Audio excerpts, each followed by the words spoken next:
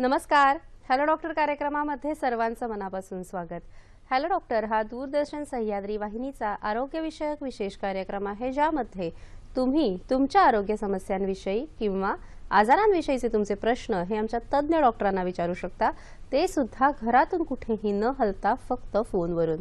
आजचा कार्यक्रम हा प्रायोजित कार्यक्रम आहे. विषय आहे मानेच्या मणक्यांचे विकार आणि संयुक्त उपचार. आजच्या विज्ञान युगामध्ये तंत्रज्ञानाची अमूलाग्र बदल झालेला आहे, अमूलाग्र प्रगती झालेली आहे आणि त्यामुळे माणसाच्या जीवनशैलीमध्ये सुद्धा अनेक बदल झालेले आहेत. माणसाच्या व्यवसायामध्ये त्याची उपकरणं बदलली, माणसाच्या व्यवसायाचं स्वरूप बदललेलं आहे. आज कॉम्प्युटर आणि मोबाईल न जाणणारा इसम शोधून सापडणं कठीण होईल. मात्र जशी प्रगती झालेली आहे तसा त्याचा गैरवापर सुद्धा वाढलेला आहे आणि त्यामुळे अनेक आजारांना आपण आमंत्रण देत आहोत. त्यापैकी प्रमुख म्हणजेच मानेच्या मणक्यांचे विकार. आज मानेच्या मणक्यांचे विकार ह्या रुग्णांची संख्या आपल्याला खूप जास्त बघायला मिळते. ह्यामागचा हेतू म्हणजे ह्यामागची कारणं काय आहेत, मानेच्या मणक्यांचे विकार कोणकोणते आहेत आणि त्यावर संयुक्त उपचार पद्धतीने आपण कशी चिकित्सा करू शकतो, या विषयावर आज आपण चर्चा करणार आहोत. या विषयावर अर्थात आपल्याला मार्गदर्शन करतील संयुक्त उपचार पद्धतीचे जनक आणि वेदिकेअर वेलनेस क्लिनिकचे संचालक डॉक्टर अनिल पाटील. नमस्कार डॉक्टर, तुमचे या कार्यक्रमामध्ये स्वागत. नमस्कार. डॉक्टर अनिल पाटील हे मुंबई युनिव्हर्सिटीमधून MBBS MD गोल्ड मेडलिस्ट आहेत. संयुक्त उपचार पद्धतीमध्ये ते allopathy, Ayurveda, Panchakarma, naturopathy, physiotherapy, reiki, yoga, acupuncture आणि ॲक्युप्रेशर, संमोहन चिकित्सा आणि संगीतोपचारांचा वापर करतात. वेदिकेअर ग्रुप ऑफ कंपनीजचे ते चीफ मॅनेजिंग डायरेक्टर आहेत. अनेक राष्ट्रीय आणि आंतरराष्ट्रीय पुरस्कारांनी त्यांना सन्मानित केलेलं आहे. याशिवाय संयुक्त उपचार पद्धतीच्या कार्यक्रमामध्ये एक विशेष सदर असतं, ते म्हणजे प्रश्नमंजुषा. आजच्या विषयाशी निगडीत असा प्रश्न आम्ही कार्यक्रमाच्या शेवटी विचारतो आणि ह्या प्रश्नाचं अचूक उत्तर देणाऱ्या भाग्यवान 3 विजेत्यांना आम्ही भरघोस बक्षिसं सुद्धा देतो. त्यामुळे कार्यक्रम नीट लक्षपूर्वक बघायला आणि ऐकायला विसरू नका. नमस्कार डॉक्टर, पुन्हा एकदा आजच्या कार्यक्रमामध्ये स्वागत. आज आपण हा जो विषय घेतलेला आहे, हा विषयाची व्याप्ती म्हणजे मानेच्या मणक्यांचे विकार हा जो विषय, नेमका ह्यामध्ये आपण कोणकोणते आजार घेणार आहोत ती आपण थोडक्यात स्लाइड बघूया. आधी मानेच्या मणक्यांच्या विकारामध्ये आपण विशेष करून बघणार आहोत स्पॉन्डिलोसिस. आपण ती स्लाइड बघूया आता. स्पॉन्डिलोसिस, स्पॉन्डिलायटिस, स्पॉन्डिलोलिस्थेसिस आणि भ्रम म्हणजे वर्टिगो. यात काही ऍडिशनल असतील म्हणजे जसं सर्वायकल स्लिप डिस्क वगैरे, ते देखील आपला चर्चेमध्ये येईलच. ठीक आहे. म्हणजे सर्वायकल स्लिप डिस्क हा सुद्धा एक विषय, म्हणजे मानेची जी चकती आहे, गादी आहे, ती घसरणं हा सुद्धा एक विषय. निश्चितच आपण ह्या विषयावर चर्चा करणार आहोत. सर, जेव्हा आपण म्हणतो की मानेच्या मणक्यांचे विकार, मान जी असते ना ती आपण मुख्यतः म्हणजे आपल्याला जे रोटेशन मुवमेंट्स आहेत किंवा मुवमेंट्ससाठी आपण मुख्यतः वापरतो, पण ह्या मानेच्या मणक्यांचं महत्त्व काय आहे मला सांगा. अगं, सर्वात महत्वाचं म्हणजे असं की पाठीचा कणा हा आपल्या व्हर्टिब्रेट्स म्हणजे पृष्ठवंशीय प्राण्यामध्ये मनुष्य हा एकमेव असा प्राणी आहे की जो 2 पायांवर उभा राहतो. आणि आता 2 पायावर उभा राहण्यामुळे काय होतं ते बघ. आता बाकीचे सगळे प्राणी जे पृष्ठवंशी आहेत म्हणजे ज्यांना पाठीचा कणा आहे, असे लोकांना 4 पाय असतात आणि 4 पायांवर किंवा जास्त पण पाय असतात. तर असे लोक खाली जमिनीला समांतर चालतात आणि जमिनीला समांतर चालत असल्यामुळे त्यांच्या संपूर्ण जे शरीराचा वेट आहे ते संपूर्ण शरीरावर आणि पायात विभागलं गेलेलं आहे. त्यामुळे एखाद्या कुठल्या ठिकाणी त्यांच्या अंगावर वेट नाहीये. पण हेच जर मनुष्य प्राण्यामध्ये बघ, हळूहळू म्हणजे चिंपांझी किंवा ओरँग उटँगमध्ये असं आपल्याला दिसतं इव्होल्युशनमध्ये किंवा उत्क्रांती मध्ये की थोडा वेळ, थोडा काळ चिंपांझी किंवा ओरँग उटँग 2 पायावर उभा राहतो. तर पुढे होऊन काय झालं, मनुष्य हा पूर्णच 2 पायावर उभा राहतो.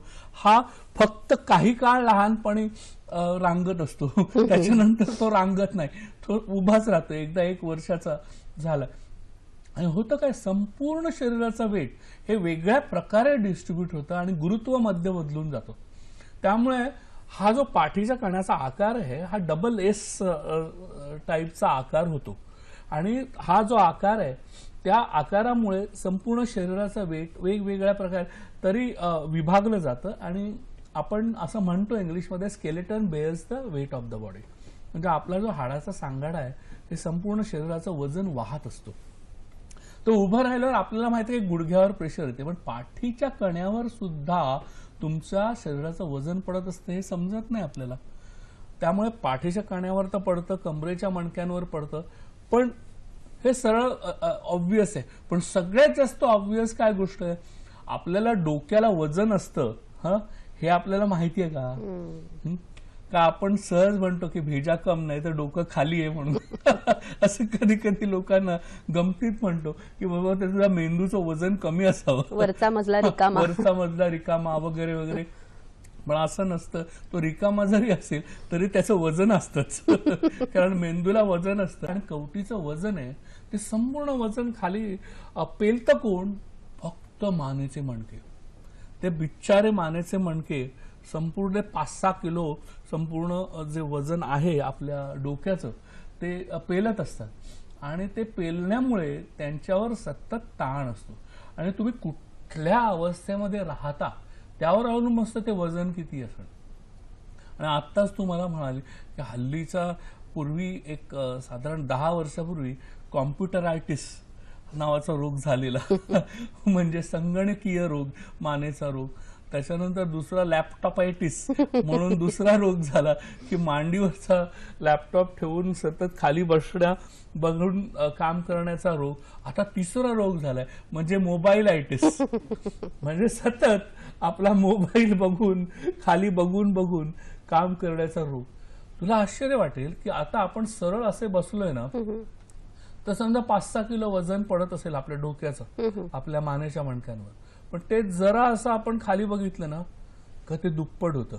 जरा आणखी 45 डिग्रीज मध्ये पाहिलं तर ते तिप्पट-चौपट वजन होतं. म्हणजे तुम्ही जर मांडीच्या वर समजा मोबाईल ठेवून तुम्ही पाहत असाल आणि तुमचं मेसेजिंग चालू असेल तर तुम्ही नेहमीपेक्षा चौपट वजन तुमच्या मानेच्या मणक्यांवर टाकत असता. आणि नकळतपणे.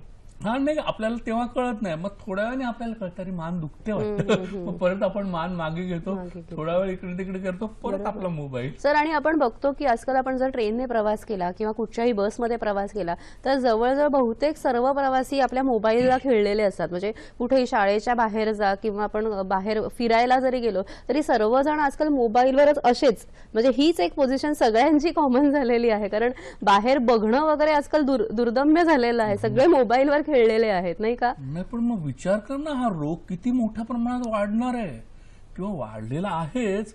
आणि आज तुला पूर्वी मला कधी कधी आश्चर्य वाटायचं, एक 10 वर्षापूर्वी माझ्याकडे एक 16 वर्षाची 12 वर्षाची 14 वर्षाची मुलं यायची कॉम्प्युटरमध्ये बघत त्यांना स्पॉन्डिलोसिस झाल्याची. पण हल्ली मात्र काय व्हायला लागलंय, माझ्याकडे कुठच्याही वयातल्या गृहिणी सुद्धा अगदी येतात, त्यांच्या मोबाईलमुळे त्यांना स्पॉन्डिलायटिस झालं.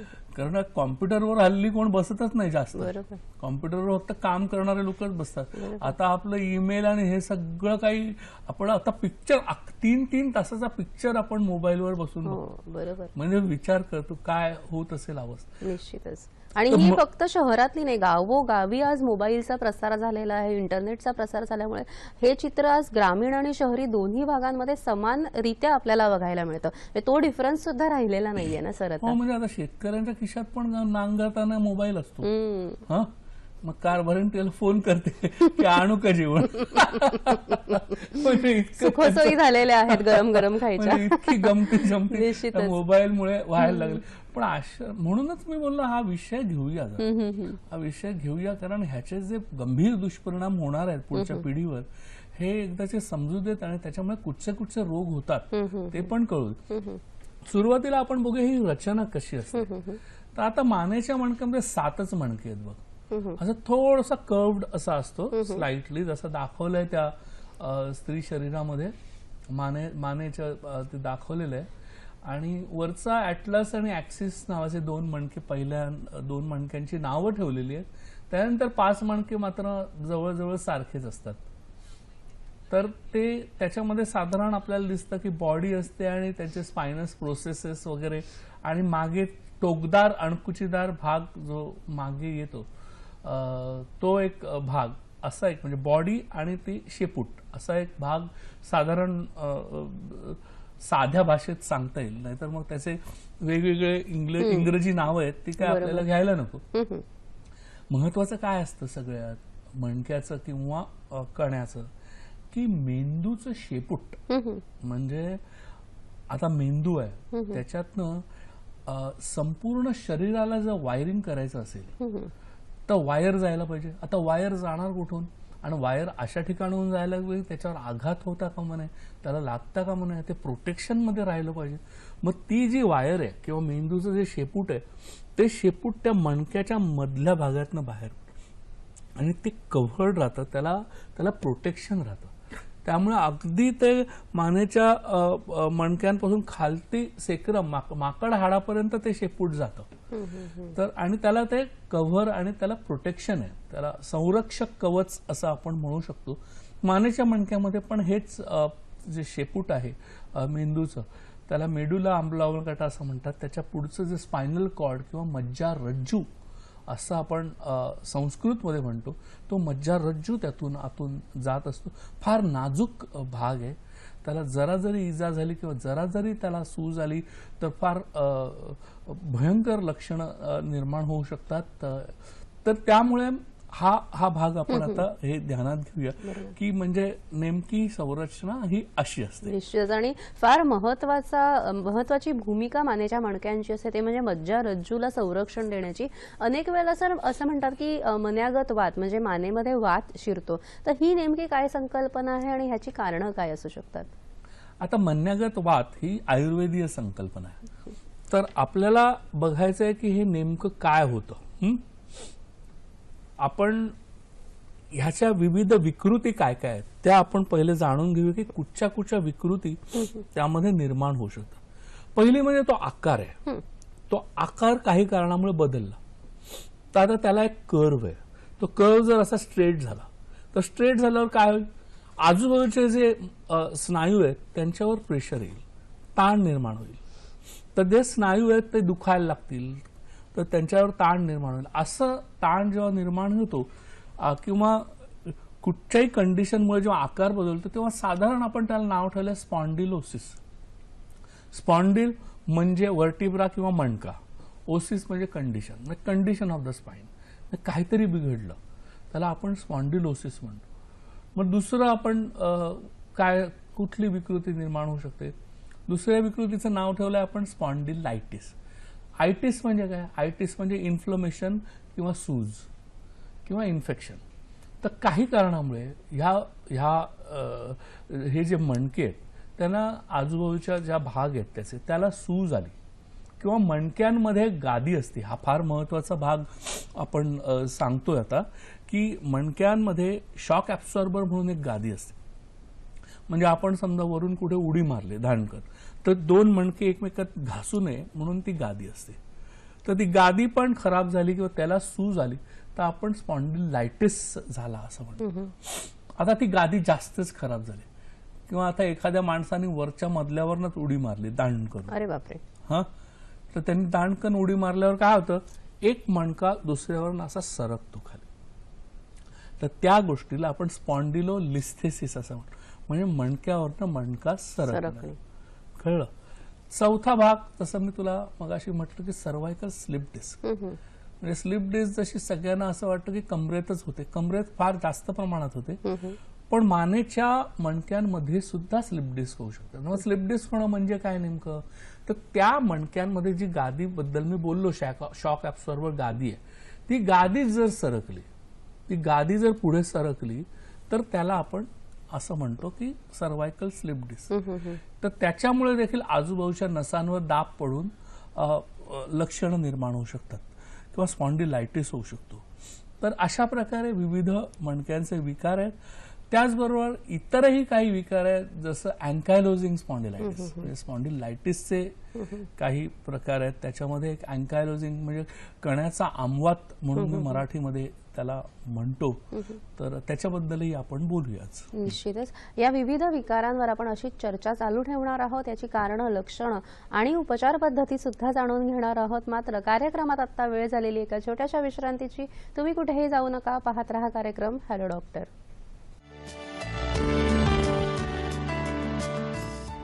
विश्रांतीनंतर सर्वांचं पुन्हा एकदा हॅलो डॉक्टर कार्यक्रमामध्ये स्वागत. मानेच्या मणक्यांच्या विकारांमध्ये आपण औषधोपचार तर घेतच असतो, पण त्याचबरोबर व्यायामाची जोड, फिजिओथेरपी, योगासनांची जोड त्याला देणं आवश्यक आहे. त्यामुळे मानेच्या मणक्यांचे विकार दूर राहण्यास आणि पुन्हा पुन्हा न होण्यास निश्चित मदत होईल. सर, आपण ब्रेकमध्ये जाण्यापूर्वी विविध मानेच्या मणक्यांचे विकार आहेत त्याविषयी तुम्ही सांगितलं, तर आता मला डिटेलमध्ये थोड्याशा गोष्टी हव्यात. नेमकी मानदुखी जी असते त्याविषयी, म्हणजे आपण मन्यागत वात आपण ज्याला म्हणतो, त्याविषयी काय सांगाल? आता कसं होतं की मी तुला सांगितलं की जशी संरचनाबद्दल आपण बोललो की, पण कसं आहे की वेअर अँड टेअर हा भाग असतोच ना प्रत्येक गोष्टीमध्ये.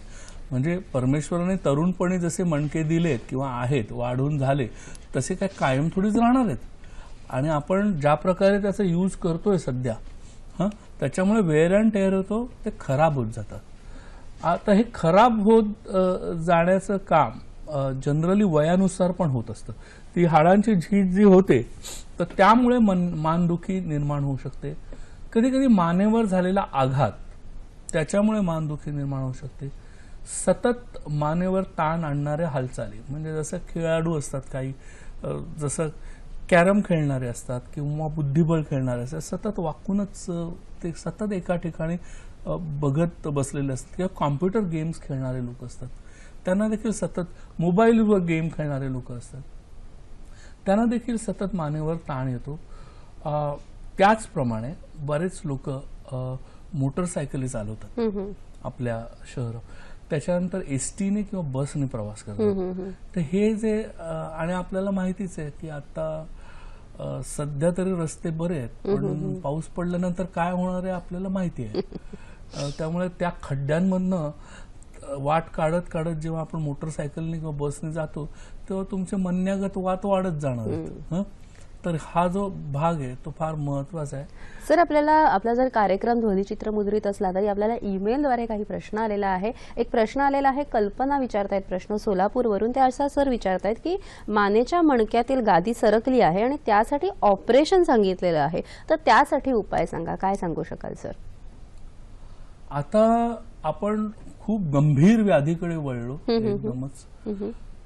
मगाशी तुला सांगितलं की शॉक ऍब्सॉर्ब म्हणून गादी असते, पण ती गादी समजा सरकली आपली, तर मात्र मग खूप मोठे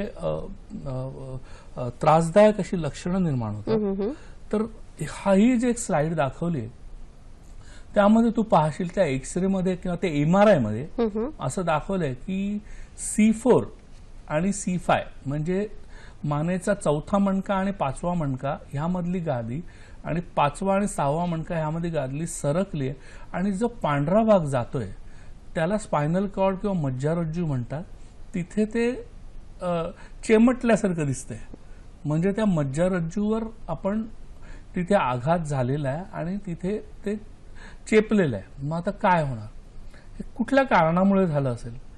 आता ते पाहावं लागेल की कुठल्या कारणात त्यांना सतत प्रवास करावा लागत होता, त्यांच्या मानेवर आघात झाला किंवा डोक्यावर जड वजन घेणं. आता त्या सोलापूरच्या आसपास मागच्या वर्षीपर्यंत भयंकर दुष्काळ पडला होता आणि त्यावेळी बायकांना 4-4, 5-5 किलोमीटर, मराठवाड्यात तर 4-4, 5-5 किलोमीटर जाऊन पाणी आणायला लागत असेल आणि डोक्यावर पाणी वाहून आणायला लागत. तर अशा वेळी देखील खूप वजन डोक्यावर वाढल्यामुळे आपल्याला होऊ शकतं. किंवा गवताचे भारे वाहतात किंवा जनावरांसाठी घास आपण वाहतो, तर त्याच्यामुळे देखील शेतकऱ्यांच्या बायकांना सर्वायकल PID किंवा गादी सरकण्याचा विकार होऊ शकतो. आणि मांसपेशींचा अशक्तपणा काही कारणामुळे असेल तरी देखील होऊ शकतो. तर मग यात होतं काय? त्यात मग मान खूप दुखायला लागते, जखडल्यासारखे वाटते. सर्वात महत्वाचं म्हणजे दोन्ही हातांमध्ये मुंग्या आणि बधिरता येतं. हातांमध्ये अशक्तपणा येतो. म्हणजे काय, हातात आपण एखादी वस्तू अशी धरायचा प्रयत्न केला तर ती सुटते, म्हणजे आपण ते घेऊ शकत नाही. कधी कधी आपण जेवू पण शकत नाही हाताने घात. तर खांद्याच्या हालचाली त्रासदायक होतात. तर अशा सर्व गोष्टी शक्य आहेत. तर आपण जसं म्हटलं की तपासण्यात त्यात आपण त्यांचा MRI काढून घेऊ. MRI काढल्यावर आपल्याला कळेल की ती कुठे खराब झालेली. आता त्याला उपचार, आधुनिक उपचार म्हटले तर NSAID म्हणजे काय, फक्त वेदनाशामक औषधे कॅल्शियमचं औषध, किंवा डायरेक्ट म्हणजे जी काय ती सरकलेली गादी आहे तिथे कापणं आणि ती गादी कापून मग त्याच्यावर मज्जारज्जूवर जो दाब येतोय तो दाब आपण नष्ट केला की थोडा काळापुरता रिलीफ होऊ शकतो. पण तू मला विचारशील तर मी ह्या ऑपरेशनच्या अतिशय विरुद्ध आहे. म्हणजे त्याला 2-3 कारण आहेत.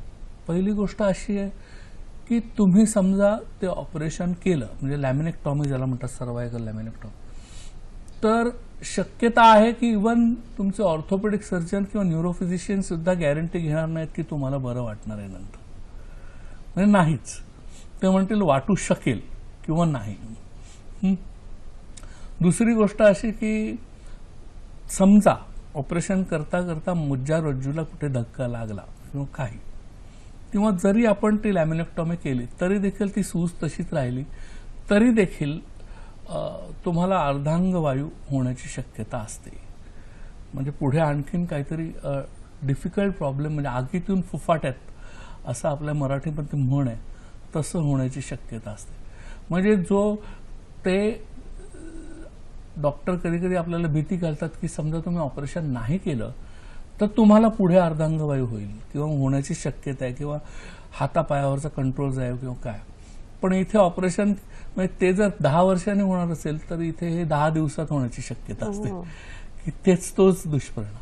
म्हणजे अशा भरपूर केसेस मी बघितल्या की त्यांनी ऑपरेट केलं आणि त्यांना मग त्यांचा जो त्रास होता तो जास्त वाढला, म्हणजे अर्धांगवायू झाला असं.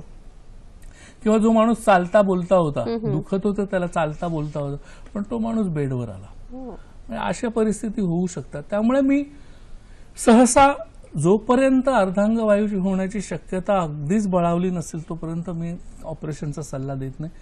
90-95% लोकांमध्ये आपण अशीच ट्रीटमेंट करू शकतो. आणि ह्या ट्रीटमेंटमध्ये फार महत्त्वाच्या ट्रीटमेंट्स आहेत ते म्हणजे मन्याबस्ती, त्याच्यानंतर नस्य, ॲक्युपंक्चर, ॲक्युप्रेशर, काही महत्त्वाचे व्यायाम की ज्याच्यामुळे आजूबाजूचे स्नायू मांसपेशी ह्या पॉवरफुल होईल, शक्तिशाली होतील, की ज्याच्यामुळे हे जी काही डिफॉर्मिटी तयार झालेली आहे त्या मानेच्या मणक्यामध्ये त्याला कॉम्पेन्सेट होईल. आणि कॉलर वापरावी, प्रवास टाळावा त्यांनी, आणि लांबचा प्रवास ट्रेनने किंवा विमानाने ह्याच्यावर सहसा रस्त्याने प्रवास करू नये. मोटरसायकलवर अजिबात बसू नये, डोक्यावर वजन घेऊ नये, पटकन वाकू नये, वजन उचलू नये.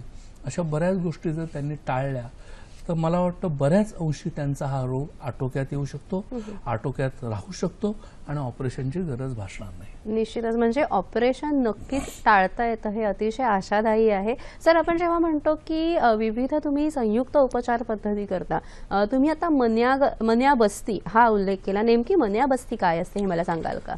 मन्याबस्ती मी तुला इथे हे दाखवतो की हे जे चित्र दाखवलंय ते चित्र नीट पहा.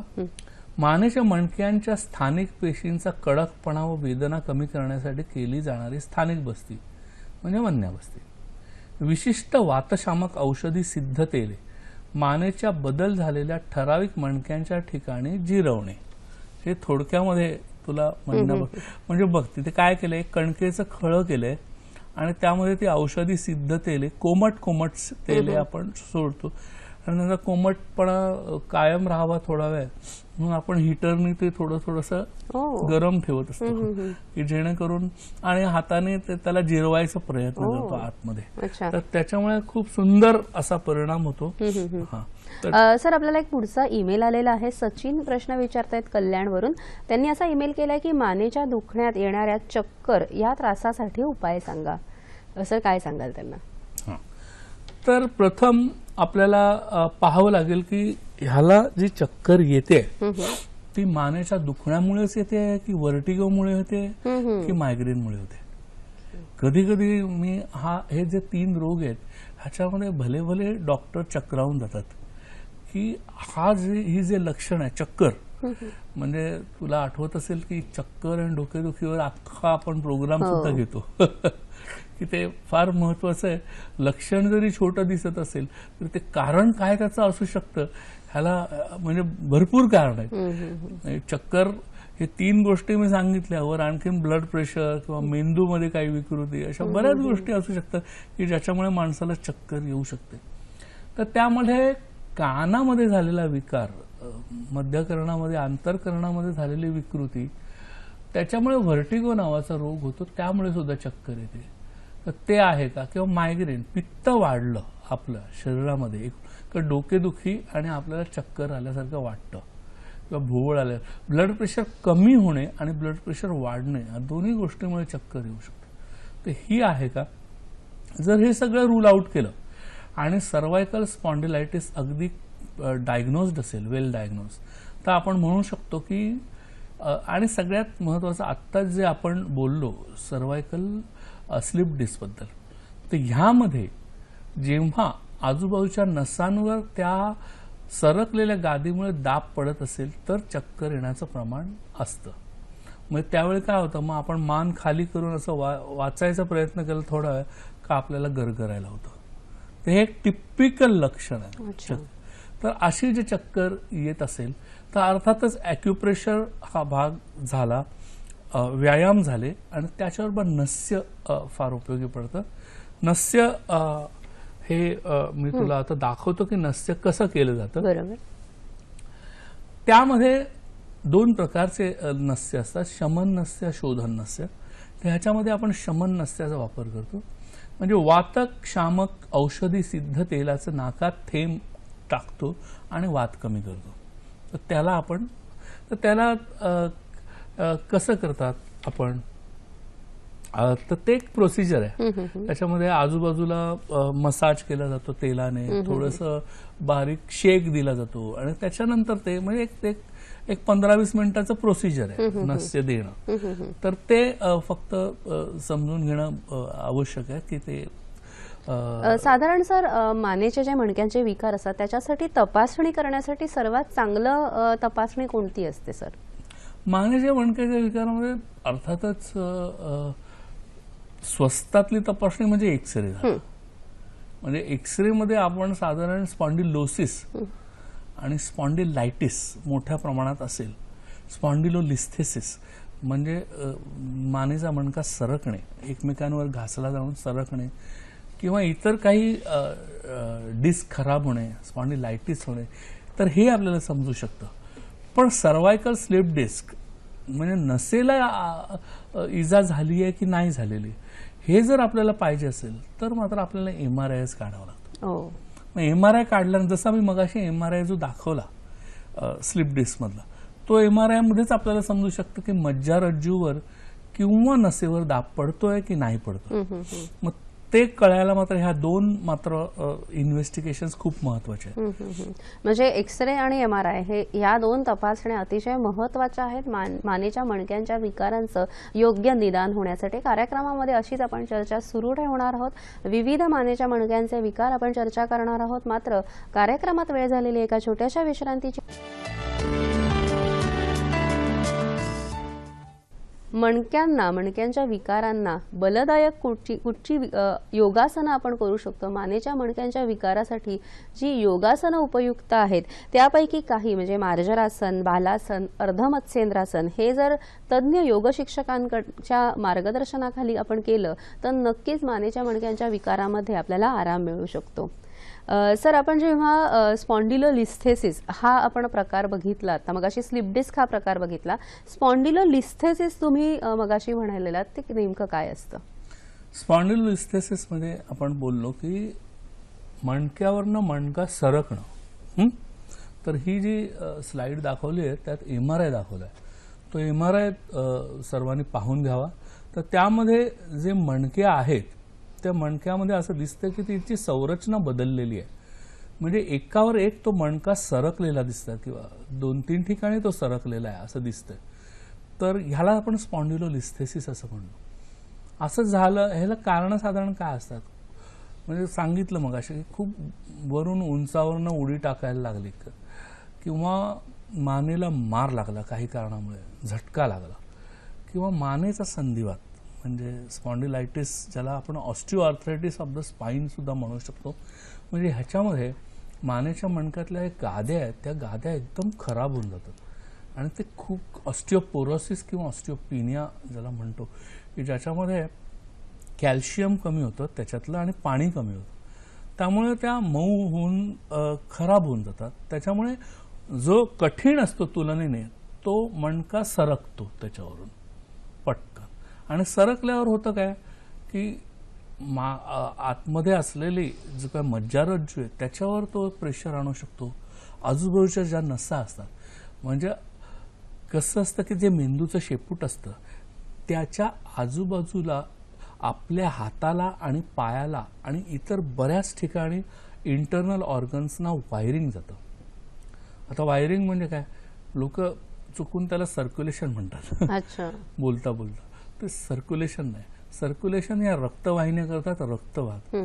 आपल्या शरीरातून जैव विद्युत किंवा बायो इलेक्ट्रिसिटी, म्हणजे कसं आहे की हा हात आहे, मला हे इथून उचलायचं आहे, म्हणजे मेंदू मला माझ्या हाताला अशी आज्ञा देतो की ते उचल आणि खाली ठेव. बरोबर. आता झालं काय, मेंदूतनं आज्ञा गेली तर मेंदूतल्या शेपटातनं खाली आली, त्याच्या शेपटातनं ज्या नसा जात आहेत हातापर्यंत, म्हणजे खालपर्यंत हातापर्यंत नसा येतात, मग त्या खालपर्यंत तिथे आज्ञा गेली आणि मग मी ठरवलं की मला उचलायचं आहे आणि ती आज्ञा पाळली गेली. पण समजा तिथे दाबलं गेलं तर काय होईल, ती आज्ञा पाळली जाणार नाही किंवा ते मला उचलताच येणार नाही, हातातनं पडून जाईल खालती. अशा गोष्टी, अशी लक्षणं निर्माण होऊ शकतात. सर, आपल्याला एक ईमेल आलेला आहे. सुनीता प्रश्न विचारतायत साताऱ्यावरून. त्या ईमेलमध्ये असं लिहितात की हाताला मुंग्या तसंच बधिरता आहे, कसा त्रास जाईल ते सांगा. आता आपण त्याच्याबद्दलच बोलत होतो. छान.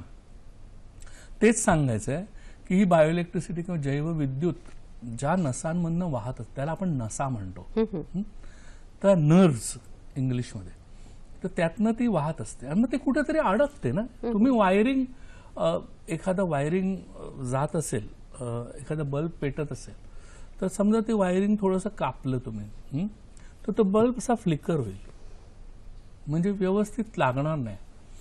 तर त्यामुळे तुम्हाला कळेल की आतून जाणारा जो विद्युत प्रवाह तो बरोबर जात नाही. सेम होतं इकडे. जर तिथे दाबली गेली नस, तर नसेच्या वरून जे मायलिन नावाचं एक शीथ, मायलिन शीथ किंवा मायलिन नावाचं त्याचं एक आवरण असतं, तर मायलिन आवरणामधून विद्युत शक्ती वाहत असते. तर ते आवरण खराब झालं तर मग ते विद्युत शक्ती बरोबर वाहणार नाही, आणि जर ती विद्युत शक्ती बरोबर वाहिली नाही तर तिथपर्यंत आज्ञा पोहोचणार नाही, किंवा अशी लक्षणं निर्माण होतील, हाताची जळजळच होते किंवा मुंग्याच येत आहेत, अशी काही लक्षणं निर्माण होईल ती शीत खराब झाल्यामुळे. तर मला असं वाटतं त्यांना सुद्धा तेच कारण असावं. काही कारणामुळे मानेच्या मणक्यांमध्ये विकृती निर्माण झाल्यामुळे नसांमध्ये नसांवर दाब होऊन मायलिन शीथवर परिणाम होऊन जैवविद्युत वाहत नाहीये आणि म्हणून मुंग्या येतात. तर कधी कधी हे कारण असू शकतं. कधी कधी काही खास बी कॉम्प्लेक्स ग्रुपमधली काही जीवनसत्व आहेत त्यांच्या कमतरतेमुळे सुद्धा, जसं थायमिन सारखं P1 आहे, तर त्याच्यामुळे सुद्धा असं निर्माण होऊ शकतं. निकोटिनामाइड नावाचं एक आहे जीवनसत्व, त्याच्यामुळे सुद्धा फायदा, म्हणजे अशा प्रकारच्या लक्षणं निर्माण होऊ शकतात. तर आपण काय करावं, पहिली ही विटामिन्स पण देऊन पाहावी. त्यांनी फायदा होत नसेल तर एक्सरे काढून बघावा, MRI काढून बघावा, त्यावरनं आपल्याला कळलं की कशामुळे नेमकं होतंय, मग त्यानुसार आपण ॲक्युपंक्चर, नस्य, मन्याबस्ती ही ट्रीटमेंट देऊ शकतो. आणि त्याचप्रमाणे अजून एक ट्रीटमेंट मला सांगावीशी वाटते, आणि ती म्हणजे मानेच्या किंवा आजूबाजूच्या स्नायूंना बल देण्यासाठी आपण पिंडस्वेद देखील वापरू शकतो. अच्छा. हां. तर पिंडस्वेदामुळे आजूबाजूच्या नसांना आणि आजूबाजूच्या स्नायूंना बल प्राप्त. सर, आपल्याला एक ईमेल आलेला आहे. संतोष प्रश्न विचारतायत रत्नागिरीवरून.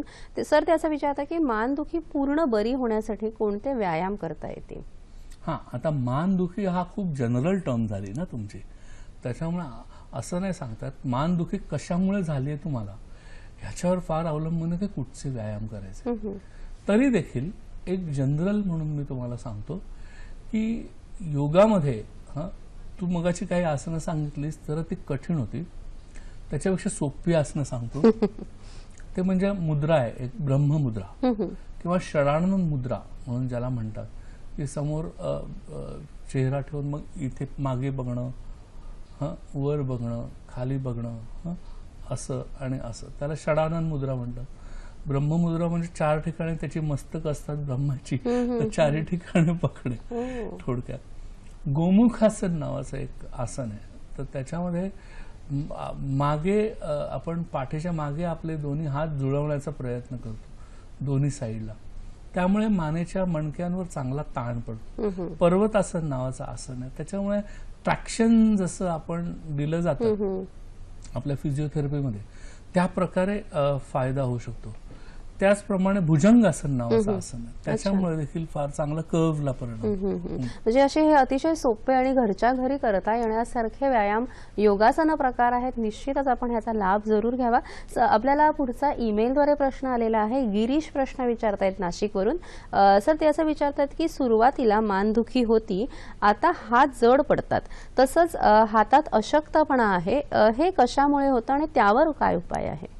मला असं वाटतं मगाशीच आपण बोललो आणि तेच आपण बोलतोय की आपण MRI काढून आपण पाहू शकतो की यांच्या नसा दाबल्या गेल्या किंवा मज्जारज्जूवर प्रेशर आहे. जर मज्जारज्जूवर प्रेशर असेल, स्लिप डिस्क असेल, तर मात्र त्यांना खूप काळजी घेण्याची गरज आहे. मी सांगतो तसं संयुक्त उपचारामध्ये नस्य आणि मन्यापस्ती, पिंडस्वेद ह्या बरोबर ॲक्युपंक्चर, फिजिओथेरपी ह्याबरोबर काळजी घेण्याची गरज आहे. प्रवास संपूर्णपणे टाळावा, वाकणं, वजन उचलणं टाळावं. तर प्रथम MRI काढून मात्र पाहायला पाहिजे की काय परिस्थिती आहे, त्यानुसार ह्या सर्व ट्रीटमेंट घेतले तर त्यांचा रोग निश्चित आटोक्यात येईल असं सांगावंसं वाटतं. मानेच्या मणक्यांच्या विविध विकारांमध्ये म्हणजे स्पॉन्डिलोलिस्थेसिस, स्पॉन्डिलायटिस, स्पॉन्डिलोसिस याबरोबर भ्रम म्हणजेच वर्टिगो हा एक महत्त्वाचा त्रास देणारा प्रकार आपल्याला बघायला मिळतो. या विषयावर सुद्धा आपण चर्चा अशीच घेणार आहोत. मात्र कार्यक्रमामध्ये वेळ झालेली एका छोट्याशा विश्रांतीची. तुम्ही कुठेही जाऊ नका, पाहत रहा कार्यक्रम हॅलो डॉक्टर. सर, चक्कर येणं, जसं तुम्ही मगाशी म्हणाल की चक्कर येते, ही विविध प्रकारमुळे येत असे, त्याचं जरा थोडंसं अधिक सविस्तर आम्हाला सांगू शकाल का? उपचार कसे करता येतील? व्हर्टिगो हे एक लक्षण झालं. म्हणजे सकाळी उठल्यानंतर आपल्याला गरगरतं, असं संपूर्ण बघितलं की, किंवा मान खाली वाकून बघितलं की गरगरतं. तर त्याला आपण एक लक्षण म्हणून पाहूया. रोग म्हणून जर पाहायचं असेल तर त्याला वेगवेगळी कारणं आहेत. त्यात व्हर्टिगो हा साधारण हे लक्षण हे कानातल्या आतल्या रोगामुळे निर्माण झालेलं लक्षण आहे. तर त्याच्यामुळे कानात आवाज येणे किंवा गरगरणे, पडल्यासारखं वाटणं असं होऊ शकतं. पण समजा सर्वायकलशी संबंधित असेल, म्हणजे मानेच्या मणक्याशी संबंधित असेल, तर मानेच्या मणक्यातल्या कुठल्या तरी नसेला इजा तरी झालेली असते किंवा त्याच्यावर दाब तरी पडत असतो अवास्तवपणे. मग त्यावेळी आपण खाली वाकून पाहिलं तर गरगरतं, किंवा कूस बदलली झोपताना तर घेरी येते. तर अशा सर्व गोष्टी होऊ शकतात. ते ह्याला नस्य आणि निरनिराळ्या प्रकारचे व्यायाम जे मी तुला सांगितले, ते व्यायाम जर मनापासून केले तर फरक पडू शकतो. सर, तुम्ही मगाशी म्हणालात की मानेची जी गादी असते, मानेच्या दोन मणक्यांमधली गादी असते, ती सरकल्यामुळे अनेक प्रकार त्रास होतात. तसं सर, अनेक वेळेला आपल्याला असं बघायला मिळतं की मानेच्या मणक्यांच्या मधली जी गादी आहे ती घासून गेलेली आहे किंवा तिचं पूर्णतः नष्ट झालेली आहे किंवा ती पातळ झालेली आहे. तर हे नेमका काय प्रकार असतो आणि ह्यावर काय उपाय आहेत? मी मागे म्हणालो तुला थोड्या वेळापूर्वी की डिजनरेशन ही नॅचरल प्रोसेस आहे. म्हणजे असं आहे की प्रत्येक माणूस 25व्या वर्षी जसा त्याचा मणका असेल तसा 50व्या वर्षी नसेल किंवा 75व्या वर्षी नसेल. म्हणजे तो खराब होत जातो, त्याला डिजनरेशन म्हणतात. ह्याच्यामध्ये ऑस्टिओपिनिया किंवा ऑस्टिओपोरोसिस ह्याच्यामुळे ह्या गाद्या खराब होत जातात. आणि हे जे एक मी एक्सरे दाखवतोय, त्या एक्सरेमध्ये सर्वायकल स्पॉन्डिलायटिस म्हणजेच त्या गाद्या खराब झालेल्या आहेत, एकूणच मणक्यांची झीज झालेली आहे असं दाखवलेलं आहे. त्याला आपण स्पॉन्डिलायटिस म्हणतो. आता ही अनिश्चित कारणं असं म्हणतात. ह्याला कारण म्हणजे मी ऑस्टिओपिनिया, ऑस्टिओपोरोसिस आणि एजिंग या 3 कारणं मी सांगितली. दुसरं कारण अँकायलोजिंग स्पॉन्डिलायटिस नावाचा एक रोग आहे. तर हा आपण पाठीच्या कण्याचा आमवात म्हणून मी त्याचं मराठीकरण केलेलं आहे. आता आमवात असं का, तर आपण ऑटो इम्युन डिसऑर्डर्स किंवा आपल्या रोगप्रतिकारक शक्तीमुळे मध्ये बिघाड उत्पन्न होऊन होणारे रोग ह्यांना आपण साधारण आमवात असं म्हणतो. कारण रुमॅटॉइड आर्थरायटिसला आपण आमवात म्हणतो. तर तो जो आम आहे म्हणजे हा शरीरामध्ये निर्माण झाला तर पाठीच्या कण्याचं जे कार्टिलेज आहे किंवा जी कुरच्या आहे ती आपोआप आपलंच शरीर खायला लागतं आणि ती कुरच्या खराब व्हायला लागते किंवा ती संपायला लागते. मग झालं काय, तर कुरच्याच नसेल तर माणूस असं इथून इथे बघू नाही शकणार, इथे बघू नाही शकणार, खाली बघू शकत नाही. तर अशी विचित्र अवस्था होऊन जाऊ की माणूस इथे नाही बघू शकत, इथे नाही बघू शकत, खाली. तर त्यामुळे अशी अवस्था जेव्हा प्राप्त होते तेव्हा त्याला अँकायलोजिंग स्पॉन्डिलायटिस असं आपण म्हणतो. अतिशय दुर्धर असा हा रोग आहे. ह्याला ॲलोपॅथीमध्ये ट्रीटमेंट नाहीये. आणि असं तुम्ही म्हणालात की जी मणक्यांची झीज होते, तुम्ही म्हणालात हाडांची ठिसूळता असते, तर संयुक्त उपचार पद्धतीमध्ये आपण मन्यागत बस्ती जशी म्हणली तशी काही इंटरनल बस्ती असू शकतात का की ज्यामुळे ही हाडांची झीज आपण कमी करू शकतो किंवा हाडांना बळकटी देऊ शकतो? अर्थात ऊर्ध्वांग चिकित्सामध्ये नस्य आहेच की ज्याच्यामुळे आपण इंटरनल शमन नस्य जे देतो आपण त्याने फायदा होतोच. त्यामुळे बऱ्याच सारख्या वनस्पती आहेत, त्या वनस्पती आपल्याला फायदेशीर असतात. तर ह्या वनस्पतींची नावं मी इथे लिहिलेली आहेत. महायोगराज गुळगुळ, वसंत कुसुमाकर, अश्वगंधा, बऱ्याच. पण हे तज्ञांच्या सल्ल्याशिवाय कोणी करायचं नाही. त्यामुळे सर ह्याचबरोबर मॉक्सिबशन हा ॲक्युपंक्चर मधला महत्वाचा प्रकार संयुक्त उपचार पद्धतीमध्ये आपण वापरता, ह्याचा आपण कसा उपयोग करता? मॉक्सिबशन आपण वापरतो अर्थातच. तर ह्याच्यामध्ये काही ठिकाणी विशिष्ट ठिकाणी सूज निर्माण झालेली असेल आतमध्ये, तर ती सूज जाण्यासाठी आपण तिथे आधी पंक्चर करतो आणि त्याला वरून शेक देतो निडलला. त्या सुईला जर शेक दिला तर आतमध्ये जी विकृती किंवा सूज निर्माण झालेली असेल तिथपर्यंत तो शेक पोचतो आणि ती सूज कमी होते. अच्छा, अशा प्रकारे. सर आपल्याला एक ईमेलद्वारे प्रश्न आलेला आहे. मिलिंद हडकर मालवणवरून प्रश्न विचारतायत. ते असं विचारतायत की मानदुखी टाळण्यासाठी कोणते पथ्य पाळावे? आता मानदुखी टाळायची असेल तर पहिले तुमचा मोबाईल बाजूला ठेवा. बरोबर. साधारण एक 24 तासात ना तुम्ही एक तासभर मोबाईल वापरला ठीक आहे, समजू शकतो. तुम्ही 24 तासातले काय म्हणतात 10 तास मोबाईलवर बसलेला असाल तर तुम्हाला चालणार नाही. कॉम्प्युटरवर 8-8, 10-10 तास तुम्ही बसता, वर आणखी मोबाईलवर 8 तास बसता, म्हणजे तुम्ही आमंत्रण देताय. आणि पुन्हा मोटरसायकल कमीत कमी चालवा. जास्तीत जास्त प्रवास हा ट्रेनने केलेला चांगला असतो. आपलं पॉश्चर हे फार महत्वाचं आहे. त्यामध्ये काही व्यायाम इथे दाखवलेले आहेत. अर्थात ते सर्वच व्यायाम आपल्याला इथे सांगता नाही येणार, पण तरी एक साधारण तुम्हाला योगामधली आसनं जशी मी सांगितली ती, आणि पॉश्चर म्हणजे ताठ बसण्याची एक योगामध्ये फार महत्वाचं असतं की तुम्ही ताठ बसावं. आणि आपल्याला मानेचा पॉश्चर पाहावं लागतं की मानेवर कुठे तरी ताण येत नाहीये ना, तर मान थोडीशी अशी मागे झुकलेली असावी किंवा पुढे झुकण्यापेक्षा थोडी मागे झुकलेली असेल तर तिच्यावरचा ताण कमी असतो. म्हणजे खांद्यावरचा जो प्रेशर आहे ते सुद्धा आपल्याला कमी जाणवतं. आणि आपण कॉम्प्युटरवर बघताना कॉम्प्युटर असं खाली न ठेवता थोडासा वर ठेवा, तर त्याच्यामुळे देखील बराच फरक. लिहिताना सुद्धा थोडंसं वर लिहिलं तर तुम्हाला फरक पडतो. वाचताना पण थोडं वर. छोट्या छोट्या गोष्टी आहेत पण ह्या जर आपण अवलंबिल्या तर बराच आपल्याला फायदा नक्कीच पडू शकतो. दिनांक 19 मार्च 2017 रोजी झालेल्या कार्यक्रमाचे भाग्यवान 3 विजेत्यांची नावं आपण पुढील कार्यक्रमात करणार आहोत. आज आपण ती दाखवू शकत नाही आहोत. कार्यक्रमात स्पर्धेसाठी विचारण्यात येणारा आजचा प्रश्न आहे, मानेच्या मणक्यांच्या आजारांवर कोणते कर्म उपयुक्त ठरते? पर्याय आहे 1 मन्याबस्ती, पर्याय 2 संगीतोपचार, पर्याय 3 रंगोपचार. SMS साठी क्रमांक आहे 9819353720. अचूक उत्तर पाठवण्याची अंतिम तारीख आहे 4 एप्रिल 2017 रात्री 8 वाजेपर्यंत. प्रश्नाचे अचूक उत्तर देणाऱ्या विजेत्यांना वेदिकेअर वेलनेस क्लिनिक्स आणि हॉस्पिटलतर्फे विशेष भेट देण्यात येईल व अशा सर्व विजेत्यांमधून लकी ड्रॉ पद्धतीने निवड केलेल्या आमच्या खास विजेत्याला प्रथम पारितोषिक ₹2,500, द्वितीय पारितोषिक ₹1,500, तृतीय पारितोषिक ₹1,000 चे गिफ्ट हॅम्पर देण्यात येईल. या विजेत्याचे नाव पुढील कार्यक्रमात जाहीर करण्यात येईल.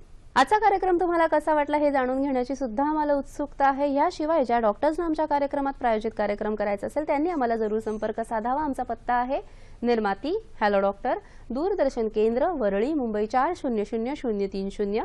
तुम्ही आम्हाला ईमेलद्वारे सुद्धा संपर्क साधू शकता. आमचा ईमेल आहे hello.drdkmumbai@gmail.com. www.facebook.com/ddsahyadri.in वर तुमच्या कॉमेंट्स तुम्ही पाठवू शकता. याशिवाय youtube.com/ddsahyadri.in वर हाच कार्यक्रम तुम्ही पुन्हा बघू शकता. सर, जेव्हा आपण मानेच्या मणक्यांच्या विविध विकारांविषयी बोलत होतो आपल्याला पथ्याविषयी सुद्धा प्रश्न आलेला. थोडंसं डिटेलमध्ये सांगू शकाल का की काय खावं काय खाऊ नये आणि हे महत्त्वाचं आहे का? पहिलं सहसा आता आमवत जो मगाशी मी सांगितलं की अँकायलोजिंग स्पॉन्डिलायटिस हा जर रोग असेल तरच मला असं वाटतं पथ्य जास्त महत्वाचं आहे त्या बाबतीत. अदरवाईज तो मेकॅनिकल प्रॉब्लेम असल्यामुळे सहसा त्याचं काही डायरेक्शन नाहीये. फक्त एकच आहे की नसा जर दबलेल्या असतील तर दबलेल्या नसांमुळे जर मायलिन शीत खराब होते, मुंग्या येत असतील, व्हिटॅमिन डेफिशियन्सी असेल तर मात्र आपण थोडंसं खाण्यावर लक्ष ठेवलं तर फरक पडतो. तर ह्याच्यामध्ये साधारण मी लिहिलेलं आहे काय खावं, पण हे खूप डिटेल आहे. ह्याच्यामध्ये फार महत्वाचं असं नाहीये. त्यामुळे काय खाऊ नये एवढं फक्त लक्षात की वात वाढेल या गोष्टी. सर, सध्या आपल्याला असं बघायला मिळतं की व्हिटॅमिन डी ची डेफिशियन्सी बऱ्याच प्रमाणात अनेक रुग्णांना आपल्याला बघायला मिळते. तर ह्या व्हिटॅमिन डी च्या कमतरतेमुळे अनेक वेळेला मानेच्या मणक्यांचे विकार होऊ शकतात का? अर्थात ऑस्टिओपिनिया आणि ऑस्टिओपोरोसिस की ज्याच्यामुळे डिजनरेशन होऊन स्पॉन्डिलायटिस होईल. तर त्याच्यापेक्षा मी म्हणतो हे जे काही व्यायाम सांगितले सकाळी उन्हामध्ये मैदानात करा ना. सकाळी उन्हामध्ये बाहेर अंगणात बसा किंवा काही सोसायटीच्या अंगणात बसा, तिथे करावं. निश्चितच. सर, मानेचा मणका जरी एक फक्त 7 मणके जरी असले तरी हा विषय खूप विस्तृत आहे. विषय जवळजवळ ह्या भागामध्ये पूर्ण करताना अनेक प्रश्न अजूनही मनात आहेत. सर, थोडक्यात मला या प्रश्नांची उत्तरं द्या की मणक्यांचे दुखणं म्हणजे कायमचं मागे लागतं अशी जी समजूत आहे ती बरोबर आहे का? नाही, ते पूर्णपणे बरं होऊ शकतं. नियमित शिकवलेले व्यायाम आणि फिजिओथेरपी जर नियमित केले तर त्याचा फायदा होतो का? हो, नियमित केलेल्या व्यायामाने फायदा होतो. मोबाईलवर तासनतास वाकून उपयोग केल्यामुळे मानदुखी होते का? नक्कीच होऊ शकते. मानदुखीमध्ये मसाज म्हणजे पंचकर्म शेकाचा फायदा होतो का? नक्की होतो. मानदुखी पूर्णपणे बरी होण्यासाठी सूत्र काय सांगाल? मी सांगेन की रोजच्या रोज व्यायाम करणे, काही काळज्या घ्यायला सांगितल्या त्या मोबाईल आणि कॉम्प्युटरचा अतिरिक्त वापर टाळणे आणि जेव्हा ती त्रास द्यायला सुरुवात करेल तेव्हा लगेचच संयुक्त उपचार पद्धती चालू करा. निश्चितच. सर, जाता जाता थोडक्यात संयुक्त उपचार पद्धतीविषयी आमच्या दर्शकांना काय सांगू शकता? संयुक्त उपचार पद्धतीमध्ये सर्व काही उपचार पद्धतींचा समुच्चय आहे. त्याच्यामुळे त्यातले नस्य, मन्यावस्थी, पिंडस्वेद, योग, फिजिओथेरपी ह्याचं कॉम्बिनेशन केलं तर मानेच्या मणक्याचं कुठचंही दुखणं बरं होऊ शकतं. आणि एखाद्या सुंदर स्त्रीची मान कशी दिसू शकते ह्याबद्दल मला एक गाणं आठवलं, तेवढं गाऊन टाकूया.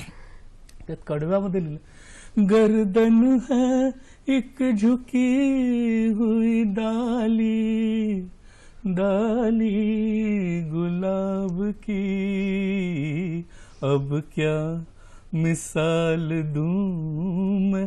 हसत राहण्यासाठी मानेची दुखणी निश्चितच नको, नाहीतर हे मनमोकळं हसणं आपल्याला अतिशय दुखण्यात पाडू शकतं. सर, आज तुम्ही इथे आलात आणि मानेच्या मणक्यांच्या विकारांविषयी आम्हाला जी माहिती दिली, मार्गदर्शन केलं त्यासाठी दूरदर्शन हॅलो डॉक्टर तर्फे तुमचे मनपूर्वक आभार. धन्यवाद.